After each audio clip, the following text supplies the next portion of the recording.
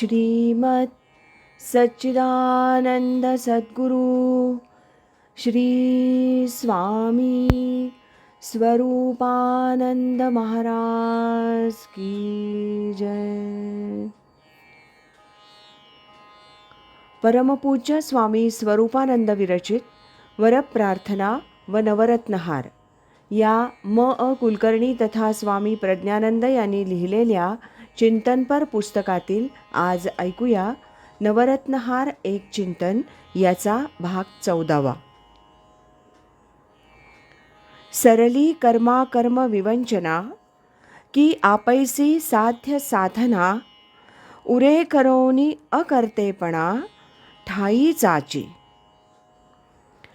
संसार प्रपंच करणं असो किंवा राजकारण समाजकारण अध्यात्म असो, ज्याला त्या क्षेत्रात श्रेष्ठतम अवस्था साधावयाची असेल तर त्याच्यासमोर सर्वात जटिल प्रश्न कोणता असेल तर कर्म विचाराचा। कर्म कोणतं आणि अकर्म कोणतं याचं निश्चयात्मक उत्तर देणं मोठं कठीण असतं। एखादं कर्म चांगलं की वाईट हे कसं ठरवणार? कर्म करणाऱ्याच्या हेतूवरून की कर्माच्या परिणामावरून? त्यातही पुन्हा प्रिय अप्रिय, शुभ अशुभ, नित्य नैमित्तिक, प्राप्त अप्राप्त असे असंख्य भेद निर्माण झालेले असतात। भले भले ज्ञानी देखील या विचाराच्या चक्रव्यूहात अडकून पडलेले आहेत। दूरदर्शी विचारवंत मूढ बनलेले आहेत। अर्जुनासारखा पराक्रमी बुद्धिमान योद्धा या विवंचनेनंच गोंधळून गेला होता, म्हणून तर श्रीकृष्णाला गीता सांगावी लागली। लोकमान्य टिळकांपुढे सुद्धा मंडालेच्या तुरुंगात गेल्यानंतर याच प्रश्नानं थैमान मांडलं, म्हणून गीता रहस्य लिहून त्यांनी एका परीनं आपण आयुष्यभर आचरलेल्या भूमिकेचं समर्थन केलं। अध्यात्ममार्गी पारमार्थिकापुढे सुद्धा हा गहन प्रश्न कधीतरी उभा ठाकतोच।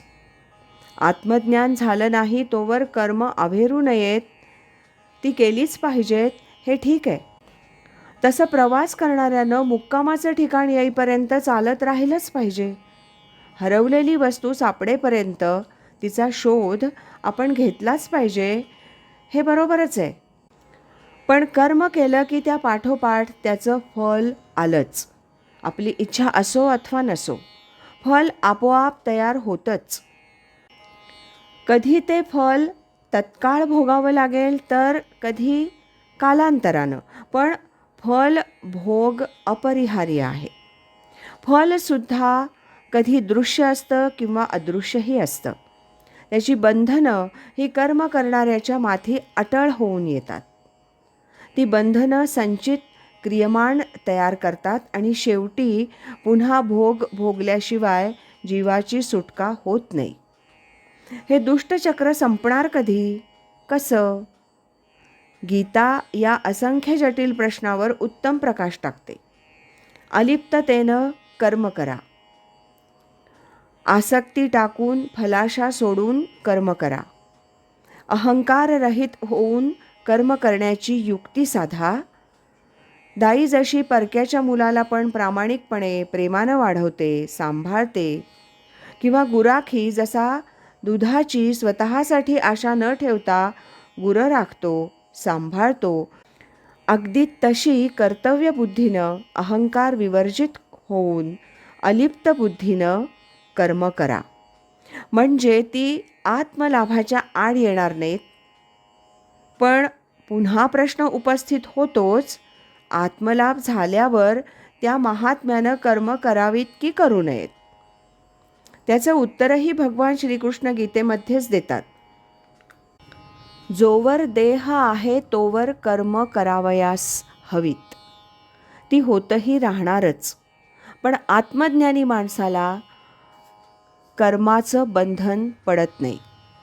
भिंतच पडून गेली की भिंतीवरील चित्राचीही मातीच होते, किंवा पूर्ण उजाडल्यावर काळोख जसा आपोआप सरून जातो, तद्वत ज्ञानप्रधान कर्मसन्यासाने अज्ञानाचं कार्य जे कर्म ते आपोआप संपूनच जातं।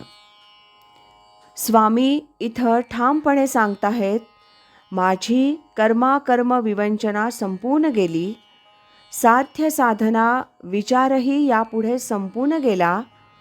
याचा खरा अर्थ ते पूर्ण ब्रह्मज्ञानी झाले होते. ज्ञेय ज्ञाता ज्ञान, साध्य साधना साधक, भज्य भजक भजन, या साऱ्या त्रिपुटीचा लोप झाला तरच भगवत रूपाशी ऐक्य होतं. पावसाळा संपला की ढग जसे आपोआप विरून जातात, घट फुटल्यावर घटातील आकाश जसं महदाकाशात मिळून जातं, तसं साधकाचा देहभावच संपूर्ण नाहीसा झाला की तो आत्मरूपाशीच मिळून परब्रह्म स्वरूपच होऊन जातो. मायेच्या पलीकडे ब्रह्म आणि अलीकडे भक्त असा भेद तिथं उरतच नाही. इथे त्या दोघात असणारं अनादी जे ऐक्य तेच प्रकट होतं. तुकाराम महाराज सांगतात, अवघा झाला आम्हा पांडुरंग, आता नाही जग तुझे माझे. एकनाथ महाराज ग्वाही देतात, प्राप्त झाल्या ब्रह्मज्ञान, आपण जग ब्रह्म परिपूर्ण. एका जनार्दनी भेटला, ब्रह्मस्वरूप स्वये झाला. समर्थ रामदास सिद्धांत मांडतात, साधने जे काही साधावे, ते तो आपणची स्वभावे, आता साधकाच्या नावे शून्याकार. स्वामी आपल्याला सांगतात, माझी साध्य साधना संपून गेली आणि ठाईचाच जो करोन अकर्तेपणा होता तोच फक्त उरला. सूर्याला जसा प्रातःकाळ, माध्यान्ह, सायंकाळ याची गणना ठाऊकच नसते. पाऊस पडला अगर न पडला तरी समुद्र जसा नेहमी तृप्तच असतो, तसा या अवस्थेत तो महात्मा साक्षी उदासीनच होऊन जातो. आत्मारामाची पूर्ण ओळख पटून तो आत्मारामीच रमत राहतो. इथे शब्द अर्थहीन होऊन जातात, तर्क पांगुळतो, संकल्प विकल्प मावळतात. इथे काही बोलायचं सांगायचं असं उरत नाही. आज इथेच थांबूया.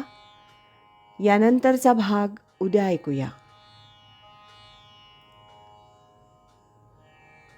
श्रीमद सच्चिदानंद सद्गुरु श्री स्वामी स्वरूपानंद महाराज की जय. हरि ओम तत्सत.